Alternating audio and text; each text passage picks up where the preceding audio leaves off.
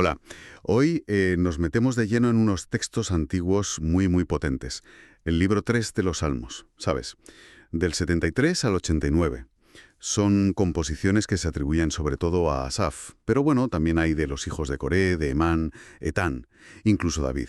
La verdad es que nos abren una ventana a reflexiones espirituales, bueno, muy intensas. Cierto, cierto. Es una colección muy variada, muy rica. Te encuentras desde oraciones muy íntimas a lamentos desgarradores, tanto personales como de todo el pueblo. Y luego himnos de alabanza, meditaciones, bueno, mucha sabiduría. Tocan temas que, son cruciales. La fe cuando se sufre, la duda que siempre asalta, la justicia divina, también la memoria histórica, ¿no? Y esa esperanza que a veces parece que se rompe, pero que de alguna manera sigue ahí. Justo. Nuestro objetivo hoy es explorar precisamente ese paisaje tan complejo, ¿no? Emocional y teológico. Queremos entender esas luchas, esas preguntas tan duras que lanzan y, bueno, también las afirmaciones de fe que surgen. Desde la angustia más personal hasta la reflexión sobre lo colectivo, la alabanza. Vale, vamos a desgranar esto. Empezamos fuerte, con el Salmo 73. Hay una tensión ahí muy humana. Ver que a los malos les va bien. Asaf lo confiesa, casi como con vergüenza, ¿no? Dice algo así como, sentí envidia de los arrogantes, Mm. al ver cómo prosperaban los malvados. Claro, los describe como que viven sin problemas, sanos, orgullosos, oprimiendo. Uf, y admite que esto casi le hace perder pie, ¿sabes? En su fe. Dice, por poco se desviaron mis pasos. Pero aquí viene lo interesante de verdad, el punto de inflexión. Versículo 17, hasta que entré en el santuario de Dios. Y esto no es solo un cambio de sitio, es un cambio total de perspectiva, radical. Ahí, en ese lugar de conexión, digamos, entiende cuál es el destino final de los impíos. Dice, en verdad los has puesto en resbaladeros. O sea, que su prosperidad es súper frágil, van a una ruina repentina. Y justo entonces es cuando reevalúa su propia relación con Dios. Reconoce, con todo yo siempre estuve contigo, me guiaste según tu consejo. La gran revelación, digamos, es que el bien de verdad no es la pasta o el éxito, sino la cercanía de Dios. Y esa preocupación por la justicia, por un orden moral, ¿no? Se ve aún más grande en el Salmo 82. La escena es potentísima. Dios presidiendo una asamblea divina y echando la bronca a los dioses, que aquí son como jueces o gobernantes, ¿verdad? Eso es, jueces corruptos. Exacto. Y el reproche es directo. ¿Hasta cuándo juzgaréis injustamente y aceptaréis a los impíos? Es una llamada clara a la acción. Defended al débil, haced justicia al pobre. Claro, y conecta con la idea central, de que la justicia divina no es solo una promesa para el futuro, como lo que consuela a Asaf en el 73. Es una exigencia para ahora mismo, especialmente para los que tienen poder. El Salmo 82 les advierte, ojo, a esos líderes injustos, vuestra posición no os libra. Como hombres moriréis. La autoridad implica una responsabilidad enorme ante Dios. No te puedes escapar. Claro, esa exigencia de justicia ahora. Pero, ¿qué pasa cuando esa responsabilidad falla a nivel colectivo? Cuando sufre toda la nación. Uf, pues eso nos lleva de cabeza a los lamentos colectivos. Salmos donde llora toda la nación junta. El Salmo 74, por ejemplo, es un grito ante la destrucción del templo. Las imágenes son, brutales. Sí, dice, han quemado por completo tu santuario. Todo lo ha destruido el enemigo. Es terrible. Y la pregunta que lanzan es desgarradora. ¿Por qué, oh Dios, nos has desechado para siempre? El 79 pinta un cuadro muy parecido. Jerusalén en ruinas, sangre por todas partes, el pueblo humillado. Ahora, lo que decías antes es interesante. En estos lamentos no solo se quejan, usan la historia que tienen con Dios como argumento para pedir ayuda, ¿no? Exacto, eso es crucial. Fíjate en el Salmo 74. Después de contar la destrucción, el salmista recuerda el poder creador de Dios, sus victorias pasadas sobre el caos. Partió el mar, aplastó a Leviatán. O en el Salmo 77, que ante la angustia personal decide recordar las obras del Señor, sus maravillas antiguas. Es una estrategia, ¿sabes? Apelar a quien ha sido Dios en el pasado para tener esperanza ahora. Y hablando de historia, ahí el Salmo 78 es clave, ¿verdad? Se llama Masquil, que sugiere que es para enseñar o meditar. Básicamente una lección de historia cantada. Sí, totalmente. El propósito está claro.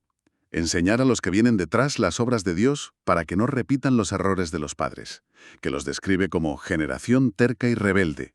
Repasa el Éxodo, los milagros, las rebeliones en el desierto. Es largo. Pero lo más llamativo del 78, más allá del recuento histórico, es la tensión teológica que muestra.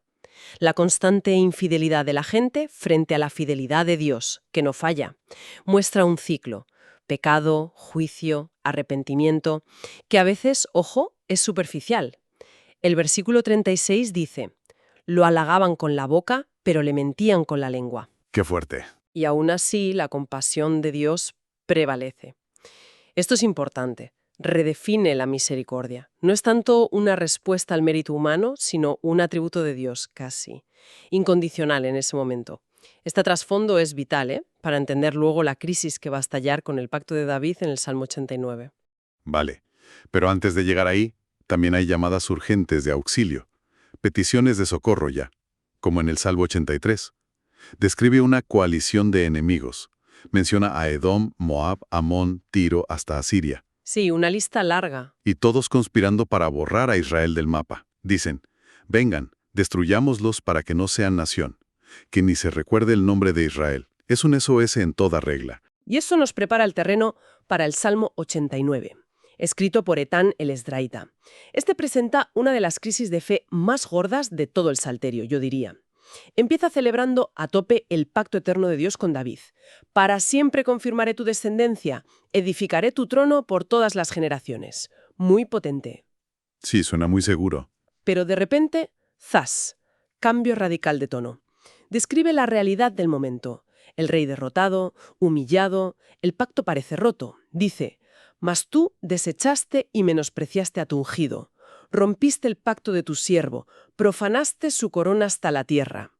Uf, es una pregunta brutal, ¿no?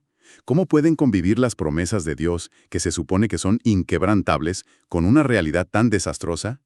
Esto plantea una crisis de teodicea, ¿verdad? ¿Cómo reconcilias a un Dios bueno y fiel con tanto sufrimiento y el aparente fracaso de sus promesas? Exactamente, eso es. Pero lo fascinante es que el salmista no tira la toalla con la promesa. Al contrario, la usa como palanca. Apela precisamente a la fidelidad que Dios juró, a su carácter que no cambia. Y eso lo usa como base para exigir que intervenga. La crisis no le lleva a no creer, sino a una confrontación súper honesta basada en las propias palabras de Dios. Entiendo. Pero bueno, no todo es crisis y lamento, ¿no? También hay salmos que respiran confianza, alabanza. El Salmo 75, por ejemplo, afirma que Dios es el juez definitivo. Dios es el juez, a este humilla y a aquel enaltece. Y usa esa imagen tan potente de la copa del furor divino, llena de vino que echa espuma, que los malos tendrán que beberse hasta el final. Sí, una imagen fuerte. Y el 76 celebra una victoria divina, clara, desde Sión, su casa. Describe cómo Dios deja inútil todo el poderío militar humano. Allí quebró las saetas del arco, el escudo, la espada y las armas de guerra. Hasta los carros y caballos se quedan parados. Y lanza una afirmación que, sorprende. Ciertamente la cólera del hombre te alabará. Sugiere una soberanía tan absoluta que Dios puede usar hasta la oposición humana para sus propios fines. Es tremendo. Luego está el 81, que es una llamada a la fiesta, a celebrar en el culto. Cantad con gozo a Dios, fortaleza nuestra. Tocad la trompeta en la nueva luna. Pero es curioso porque en medio de la fiesta mete la voz de Dios lamentando que Israel no le obedece. Sí, es una mezcla. Dice: pero mi pueblo no oyó mi voz. Oh, si mi pueblo me hubiera oído. Es como una mezcla de alegría y advertencia. Y en medio de todas estas tensiones brilla el Salmo 84, atribuido a los hijos de Coré. Expresa un deseo casi físico, ¿sabes?, de estar cerca de Dios, en su templo. Cuán amables son tus moradas, oh Señor de los ejércitos. Anhela mi alma y aún ardientemente desea los atrios del Señor. Es muy bonito. La imagen de los pájaros, del gorrión y la golondrina, encontrando un hogar seguro cerca del altar, es preciosa. Y describe cómo ir de peregrinación, incluso por sitios áridos, como el Valle de Lágrimas, se convierte en fuente de bendición. La conclusión es rotunda. Mejor es un día en tus atrios que 1000 fuera de ellos. Resume un valor fundamental, ¿no? El estar cerca de Dios. Sí, totalmente. Y el Salmo 85, que es una oración pidiendo que las cosas se arreglen después de un tiempo malo, quizás un juicio divino. Pide, «Restáuranos, oh Dios de nuestra salvación», y nos regala esa imagen increíble de armonía restaurada. La misericordia y la verdad se encontraron, la justicia y la paz se besaron. ¡Uf! ¡Qué imagen! Preciosa. Una esperanza cósmica, casi. Y el Salmo 87. Este ofrece una visión de Sion súper abierta para la época. La presenta no solo como la capital de Judá, sino como un centro espiritual para todo el mundo. Universal. Menciona a gente de naciones que eran enemigas o estaban lejos. Rahab, o sea, Egipto, Babilonia, Filistea, Tiro, Cus, que sería Etiopía o Nubia. Vaya. Y dice que es como si hubieran nacido espiritualmente allí. De Sion se dirá, este y aquel han nacido en ella. Es una visión de Sion como fuente de vida para todos. Termina diciendo, todas mis fuentes están en ti. Una perspectiva muy inclusiva, la verdad. Pero volvemos a la lucha interna, ¿eh? Con el Salmo 77, Asaf describe una angustia muy honda. Noches sin dormir, sintiendo que Dios le ha abandonado. Dice, «Al Señor busqué en el día de mi angustia. Mi alma rehusaba consuelo». Es duro. Durísimo. Y se hace preguntas que duelen. ¿Desechará el Señor para siempre? ¿Ha olvidado Dios el tener misericordia? Te llega, ¿eh? Muchísimo. Pero el giro aquí es una decisión consciente, casi una disciplina mental. Frente a esa avalancha de sentimientos, el salmista decide cambiar el foco. Dice, «Me acordaré de las obras del Señor. Sí, haré yo memoria de tus maravillas antiguas. Meditaré en todas tus obras». No niega el dolor, pero elige activamente recordar y meditar en la fidelidad pasada de Dios, como un ancla en medio de la tormenta. Una estrategia de supervivencia espiritual casi. Exacto. Y el Salmo 86, que se titula Oración de David, es una súplica desde la pura vulnerabilidad. Inclina, oh Señor, tu oído y escúchame, porque estoy afligido y menesteroso. Va directo al grano. Sí. Y lo interesante es cómo basa su petición en el carácter que él conoce de Dios. Dice, «Porque tú, Señor, eres bueno y perdonador y grande en misericordia». O Dios misericordioso y clemente, lento para la ira y grande en misericordia y verdad. Se agarra a eso. Confía en quién es Dios. E incluso pide una señal. ¿Sabes? Haz conmigo señal para bien. Y llegamos al Salmo 88, de Emán el Ezraíta. Este es quizá el punto más oscuro de todo el Salterio. De verdad, un lamento que parece no tener salida ni un rayito de luz al final del túnel dentro del propio Salmo. Describe una vida de sufrimiento continuo, sintiéndose al borde de la muerte, abandonado por Dios y por la gente. Uf. ¿Por qué, oh Señor, desechas mi alma? ¿Por qué escondes de mí tu rostro? Has alejado de mí mis conocidos. Y la frase final, bueno, es demoledora. Dice algo como, has alejado de mí amigo y compañero. Y termina, mis conocidos son tinieblas, o mi única compañera es la oscuridad, según cómo se traduzca. Es brutalmente honesto. Tremendo. ¿Qué nos dice que algo así, tan crudo, esté incluido en una colección de textos sagrados? Pues mira, precisamente que esté incluido es muy, muy significativo. Valida esas experiencias humanas de oscuridad total, de sentir que no hay respuesta ni consuelo, incluso dentro de una relación de fe.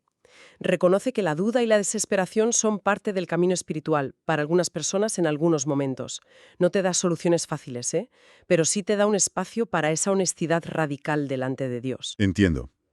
Entonces, haciendo un poco de balance de todo este recorrido por el libro tercero, los Salmos 73 al 89, ¿qué nos llevamos? Hemos visto esa lucha tan real con la injusticia, ¿no?, en el Salmo 73. El dolor colectivo ante la catástrofe en el 74 y 79. La historia como maestra y como argumento en el 78. Sí. Ese anhelo súper intenso por la presencia de Dios en el 84. El grito desgarrador de la angustia personal en el 77 y sobre todo en el 88. Y a la vez, afirmaciones muy firmes de la soberanía de Dios y la confianza en sus promesas, aunque todo parezca ir en contra, como en el 75 o el 89. La tensión es la nota dominante, sin duda. El choque constante entre la realidad dura del sufrimiento, el personal y el colectivo, y la fe, una fe arraigada en el pasado de Dios, en su carácter revelado y en sus promesas futuras, como la que le hizo a David, aunque esté en crisis. Lo valioso de estos salmos es que no maquillan nada, dan voz a todo el abanico de la experiencia humana ante lo divino. La duda, la rabia, el dolor, la esperanza, la alabanza, la desesperación, todo está ahí. Y esto nos deja con una última reflexión, quizás. El Salmo 88 acaba en esa oscuridad casi total. No hay un «pero al final confío» claro dentro del Salmo, que significa que un lamento tan crudo, tan aparentemente sin respuesta, forme parte de este conjunto de textos. Buena pregunta. ¿Cómo cambia eso nuestra forma de entender la fe, la oración, la comunicación con Dios? Quizás valida esos momentos en los que la esperanza parece inalcanzable, permitiendo que incluso esa experiencia tan oscura se pueda llevar ante Dios, ¿no? Dentro de una historia más grande que, en conjunto, sí afirma su fidelidad final. Exacto. Es algo sobre lo que seguir pensando, ¿verdad? Da que reflexionar.